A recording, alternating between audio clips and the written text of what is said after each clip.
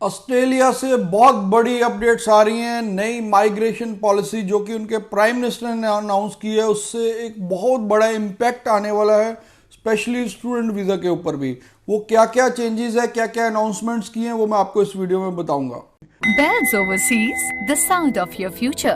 Hello everyone, मैं Kapil Bhatia bells overseas से। Bells overseas से आप अपनी स्टडी वीज़ा असेसमेंट 6292062920 पे कॉल करके स्टार्ट करवा सकते हैं। तो जैसा कि ऑस्ट्रेलिया के प्राइम मिनिस्टर जो कि उन्होंने पार्लियामेंट में अपनी स्पीच दी है, उसमें उन्होंने कहा कि हम एक नई माइग्रेशन पॉलिसी लेके आ रहे हैं। उस माइग्रेशन पॉलिसी में क्या होगा, एक तो वो नंबर्स कम करने जा रहे हैं स्टूडेंट वीज़ा के। ये एक बहुत, मैं कहता हूँ कि अच्छी न्यूज़ नहीं है हमारे लिए, क्योंकि ऑलरेडी वीज़ा सक्सेस बहुत डाउन थी।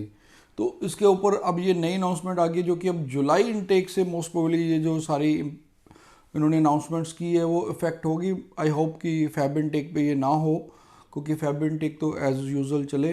तो लेकिन जुलाई इनटेक वाले स्टूडेंट्स को स्पेशली ध्यान देना होगा कि उन पे ये चीज़ें इम्पैक्ट करेंगी। दूसरा, उन्होंने अनाउंस कर दिया कि हम जीएसटी को जल्दी ही इम्प्लीमेंट करने वाले हैं। जीएसटी, ये वो वाली जीएसटी नहीं जो टैक्स वाली, जेन्युइन स्टूडेंट टेस्ट है ये, इसको वो इम्प्लीमेंट करने जा रहे हैं। और इसके बारे में भी उन्होंने पूरी अपनी डिटेल्स रिसर्च कर ली हुई है, और उसको बस अब थोड़ी पीरियड में ये इम्प्लीमेंट भी कर देंगे।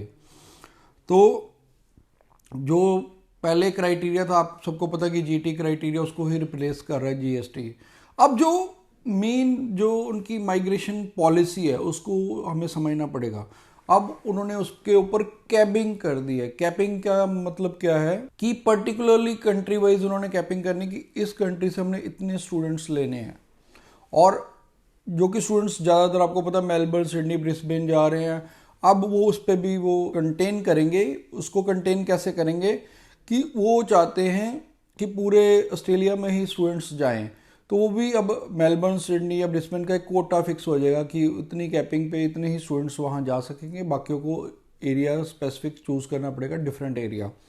तो उन्होंने प्रोविंस वाइज ही, अपनी स्टेट के वाइज ही अलग अलग कर दिया है कि हर एक एरिया को वो पर्टिकुलर एक नंबर ग्रांट कर देंगे कि इतने तक आपने वीज़ा देना है। उसके बाद उन्होंने कहा कि जो स्किल शॉर्टेज है, स्किल शॉर्टेज देखिए, ये एस्पेक्ट स्टूडेंट्स को समझना पड़ेगा कि अब स्टूडेंट्स अगर जो ऑक्यूपेशन इन डिमांड है, यानी कि जो स्किल्स की वहाँ शॉर्टेज, अगर वो वाले आप प्रोग्राम्स लेके जाते हैं तो आपके लिए बेटर रहेगा, ना केवल पीआर के लिए बल्कि आपके वीज़ा प्रोबेबिलिटी के लिए भी। और इसमें ज़्यादा वो ये कह रहे हैं कि हम वो वाले प्रोग्राम्स और ज़्यादा लॉन्च करेंगे। बेसिकली क्या है कि उनका कहने का क्रक्स क्या था, कह रहे हैं कि हमने माइग्रेशन आगे से ज़्यादा बढ़ा दी है, लेकिन फिर भी हमारे पास स्किल शॉर्टेज बढ़ रही है, यानी कि स्किल वर्कर्स की वहाँ पर शॉर्टेज आगे से भी बढ़ रही है। हालांकि माइग्रेशन बढ़ी है, तो जो नेट माइग्रेशन थी वो उसकी बात कर रहे हैं। सपोज इसको मैं समझाता हूँ एग्जांपल से कि उन्होंने 4 लाख कर दिया है स्टूडेंट्स को, वीज़ा दे दिया है, लेकिन पहले वो 2 लाख देते थे, अब 4 लाख दे दिया। लेकिन जो वहाँ पर स्किल शॉर्टेज थी, पहले 2 लाख ही थी, तो दो की जगह उन्होंने 4 दे दिया कि स्किल शॉर्टेज, लेकिन वो अभी भी दूर नहीं, अभी भी वो 1 लाख स्किल शॉर्टेज है। तो इसका मतलब कि माइग्रेशन बढ़ाने के बावजूद भी उनकी स्किल शॉर्टेज नहीं दूर हो रही।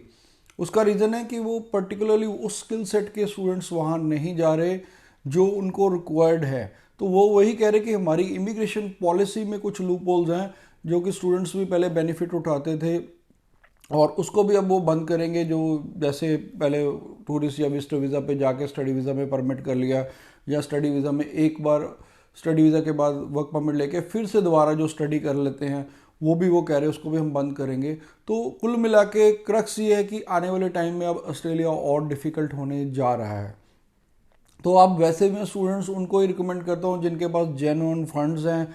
10 से 15 लाख रुपए की आईटीआर है पेरेंट्स की, 3 महीने पुराने विद सोर्स फंड्स हैं 30 से 35 लाख रुपया, तो ही वो स्टूडेंट्स अप्लाई करें, और जिनकी एकेडमिक और इंग्लिश प्रोफिशिएंसी अच्छी है। अदरवाइज आप कंट्री डेस्टिनेशन चेंज कर दें। जैसे कि कनाडा की अभी देखा जाए तो वीज़ा सक्सेस बेल्स ओवरसीज की 100% चल रही है। तो बहुत अच्छी बात है कि कनाडा में वीज़ा आ रहा है, और जो भी 31 से पहले फाइल लगाएंगे उनको सिंगल जीआईसी देने की ज़रूरत है। या आप यूके या यूएस से भी डेस्टिनेशन ले सकते हैं। तो क्योंकि अब यहाँ भी ऑस्ट्रेलिया में भी वो लॉन्ग स्टे की ऑप्शंस डिफ़िकल्ट होती जा रही हैं, और पीआर डिफ़िकल्ट होगी आने वाले टाइम में और भी। फिर भी स्टूडेंट्स अगर आप चाहते हैं तो आप वही प्रोग्राम लेके जाएं जिनमें पीआर की प्रोबेबिलिटी है या कि स्किल शॉर्टेज के अंडर आते हैं। प्लस रीजन वाइज भी देख के चले कि जहां पर आपको पोस्ट स्टडी वर्क परमिट ज़्यादा मिलता है वहीं पर आप अप्लाई करें, वहीं पर वीज़ा प्रोबेबिलिटी हाई रहेगी। फिर भी अगर आपकी कोई क्वेश्चन है, क्वेरी, आप नीचे कमेंट कर दीजिए, हमारे कमेंट का आपको रिप्लाई देंगे। Bells Overseas, the sound of your future.